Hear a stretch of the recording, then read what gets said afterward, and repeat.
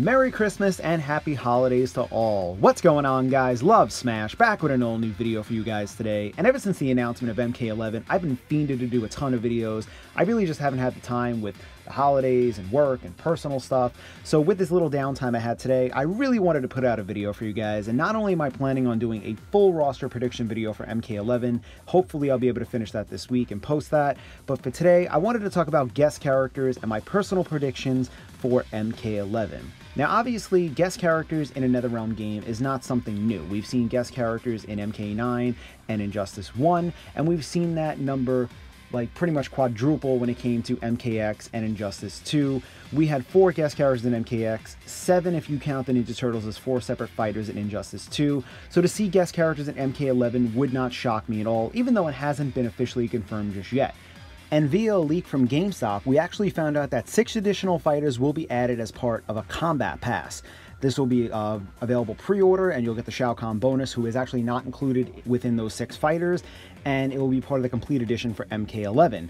Now, with that, I firmly believe at least 2 of those characters will be guest fighters, if not more, because we know they're going to build the most hype. Ed Boon has stated many times, the guest characters always sell more than, you know, the Injustice or the Mortal Kombat fighters.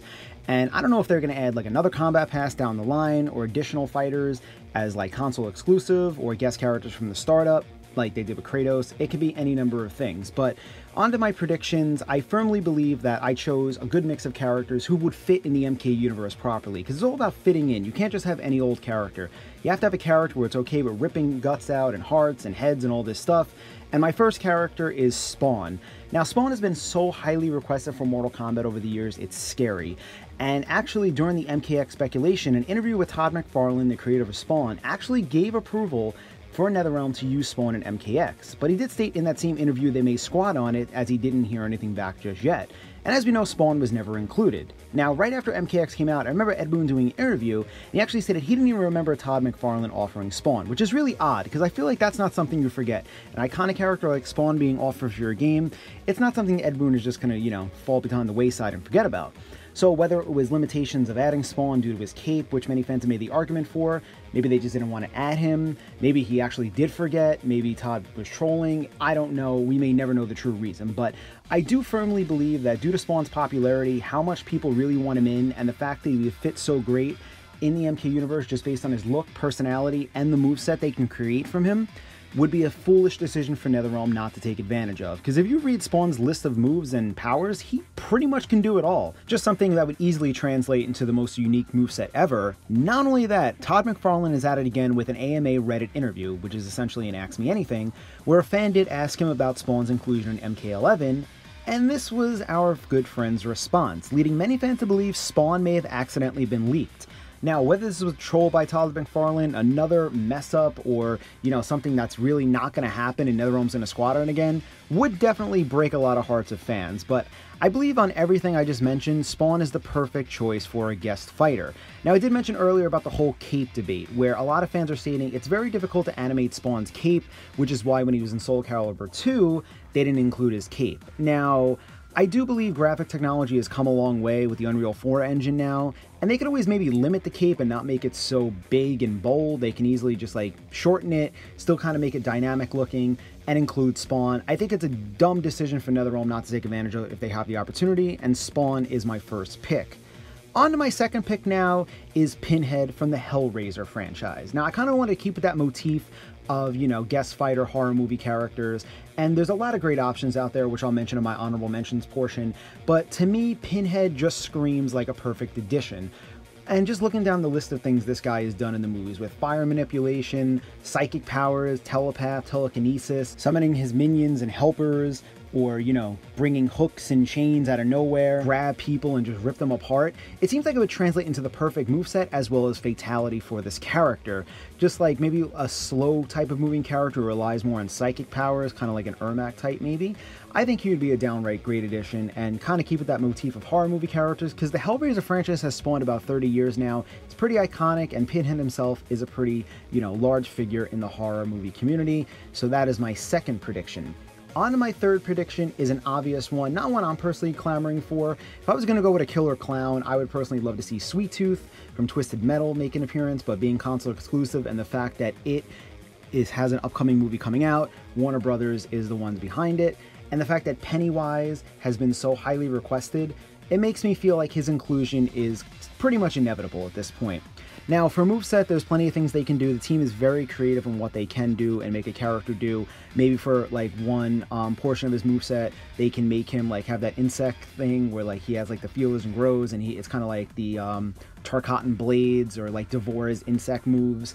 And biting characters, similar to like how Melina does. You see in It, he like opens his mouth and like bites the kids and stuff. And not to mention, even on customization of characters, they can go with the Tim Curry version and both the new version. If they wanted to do something like that, that would kind of be cool to see. So Pennywise, just based on how popular it was back then and how big the remake was and the sequel that's coming out next year, it seems like the perfect win-win for both Warner Brothers, who obviously owns NetherRealm, and NetherRealm to please the fans to include Pennywise in this game.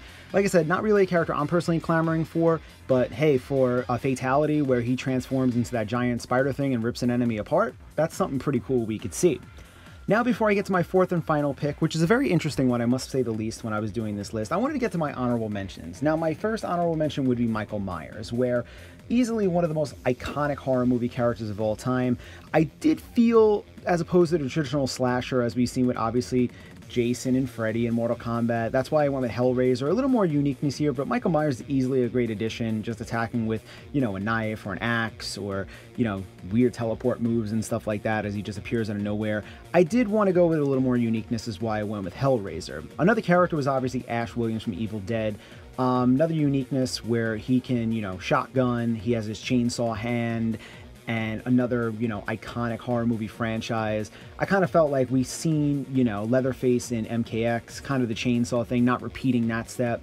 And my last pick, no matter how awesome it would be, and I would lose my mind if they would add the Terminator, who, like Michael Myers, was considered. Ed Boon did claim that Terminator was one considered as a playable fighter for MKX, but it didn't come to fruition.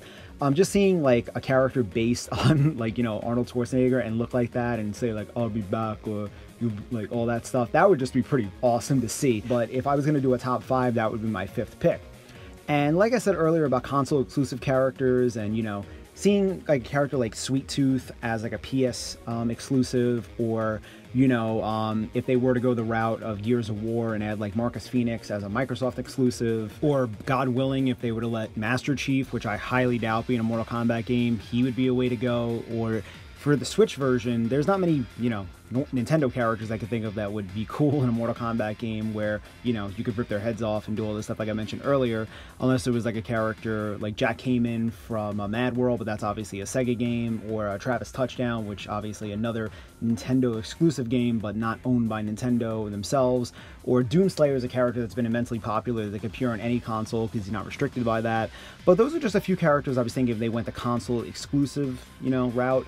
But I firmly believe those 3 picks are solid that I chose, as well as my final pick, which is a DC character. Now, before you guys say, obviously this has been a big debate because fans out there are saying, why not add the Joker or Deathstroke? These characters have killed, they can be in there. For the life of me, I just don't see them giving the license to these characters to let, you know, Scorpion rip the Joker's head off, or like rip up Deathstroke's arms, even though they're brutal characters. But there is a DC character in, you know, that universe that I could see. It's not really, I'll explain it. Okay, so the DC route was always to go with a character like Rorschach from Watchmen, who's an immensely great addition here, who I really wanted to consider for this list. But the more I thought about it, and when I found this character, I was like, you know what, this would make a lot of sense in terms where here's a character that resembles Batman, that is Batman, but doesn't have the mindset of Batman. And that is the Batman who laughs. Now, it's this comic book series. Essentially, the story goes is Batman's facing off against the Joker. The Joker basically recreates his parents' death, pushes Batman to the brink. He snaps Joker's neck, kills him, not before nanotoxins can enter Batman's system and corrupt him to be and think and act like the Joker. And he becomes the most savage Batman, just dark, gritty ever. He kills the Justice League, brutally murders them. Superman barely hanging on. He makes Superman murder Lois Lane and his own son. His lackeys are these little Robin zombie creature things that just rip people apart and shred them to pieces. Like, it's brutal, gritty to the core, and Batman obviously would never be allowed in a Mortal Kombat game, but could the Batman who laughs be? I firmly believe this would be an awesome addition, not because, you know, Warner Brothers owns DC and NetherRealm. It's adding Batman, but the dark, gritty Batman that could work. Not the Batman everyone loves from their childhood, but a version of Batman that would blow people away that a lot of people may not know about. I didn't know about this until I, started researching characters and came across it and spoke to, a couple people who are massive Batman fans about it. And I just kind of agreed, like, you know what, in terms of a moveset, kind of like Joker abilities with all the gadgets Batman has, pulls out machine guns. One of his fatalities could be like the Robin zombies, just like ripping apart the opponent. Because if you read the comics, it's pretty dark, it's gritty, it's gruesome, it's everything Mortal Kombat is about. So with that, that is my fourth and final pick, the Batman Who Laughs as a guest fighter. So there you guys have it. Those are my top 4 predictions of guest fighters for Mortal Kombat 11. Let me know what you guys think in the comments, because these are some of these are a little expected. I know one of those obviously is way out of left field, but let me know what you guys think in the comments. Do you firmly believe these characters would make good additions? Do you not believe that? What characters would you like to see in MK11? Obviously the game is only a few short months away, dropping in April, so there's going to be a lot of speculation. And of course, next month on the 17th, we're getting a whole big thing dedicated, pretty much a whole day dedicated to news and announcements and footage and reveals and all this good stuff. So be sure to tune in for that. Let me know what you guys think in the comments in the time being, and like always, thank you guys so much for watching, and for all the fighting game news and speculation, be sure to subscribe to my channel and follow me on Twitter. Hope you guys had a great holiday, enjoy yourselves, and I will see you soon with a brand new video.